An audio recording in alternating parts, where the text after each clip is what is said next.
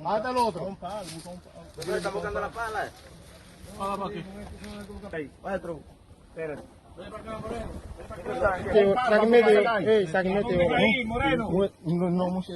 Ponte para acá, coño, que a ti que te... Dime. Nosotros a ti que estamos aquí, coño. Mira al lado está ahí. Abajo la que hay, que también tú. A mí no es a ti. ¿Qué es lo que hay ahí?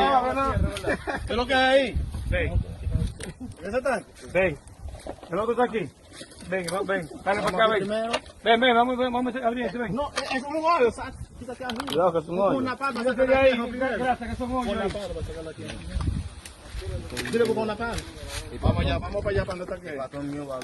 Para no romper el cuajo. Aquí es que ellos, así de la manera que ellos están usando los haitianos, para ellos guardar los motores sustraídos.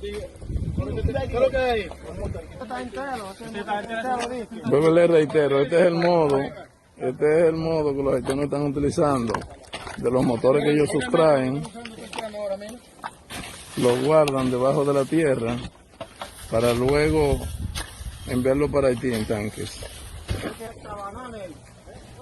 Ese es el método de los haitianos.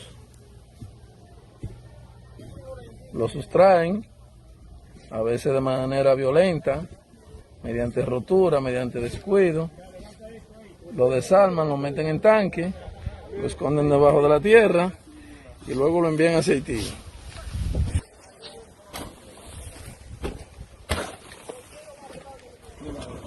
Como ven, ¿no? Ahí santísimo. Miren cómo que ellos lo guardan. Fíjense cómo que ellos guardan los motores que sustraen. ¿Quién desea? ¿Quién desea? El paro, ¿qué? Ale. Ellos